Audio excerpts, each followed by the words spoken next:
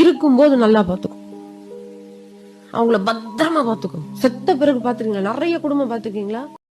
அம்மாவை இருக்கிற வரைக்கும் வீட்டுல போய் பார்க்க மாட்டாங்க, முதியோர் இல்லத்துல போய் பார்க்க மாட்டாங்க, ஹாஸ்பிட்டலுக்கு கூட்டு போக மாட்டாங்க. அவங்கள எரிஞ்சிடும். இறந்த பிறகு எல்லா சடங்கும் பண்ணுவாங்க. போட்டோ பெருசா மாட்டி அவங்க முன்னாடி சிப்ஸ் வைக்கிறது. அங்க அம்மா காரம் பிடிக்கும், எங்க அம்மாவுக்கு ஸ்வீட்டு பிடிக்கும். அவ்வளவு படுத்துவாங்க. ஏதாவது இது ஏற்குமா? தெளிவானவர்கள் என்ன பண்ணுவாங்க? அம்மா, நீ உயிரோட இருக்கும்போது உன்னை ஜம்முன்னு பாத்துக்கிறேம்மா, அதுக்கப்புறம் கிடையாது, இப்ப உன்னை நல்லா பாத்துக்கிறேன், இதத்தான் சொல்லி கொடுக்கணும். செத்த பிறகு நீ எதுவும் செய்ய தேவையில்ல. அப்படி உனக்கு செய்யணும்னு தோணுதா, 4 பேர் கூப்பிட்டு சாப்பாடு போடு.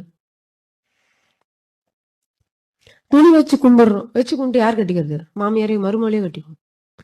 அது கும்பிட்டு அது போன்று இருப்பவர் ஒருவருக்கு போய் வறியவருக்கு கொடு. அதுக்குதான் அதை கும்பிடுற பழக்கம் இருந்தது. வறியவர்களுக்கு கொடு. உன் தாயின் நினைவாக, உன் தந்தையின் நினைவாக, உன் மூதாதையர்களின் நினைவாக ஒரு வறியவர்களுக்கு போய் கொடு.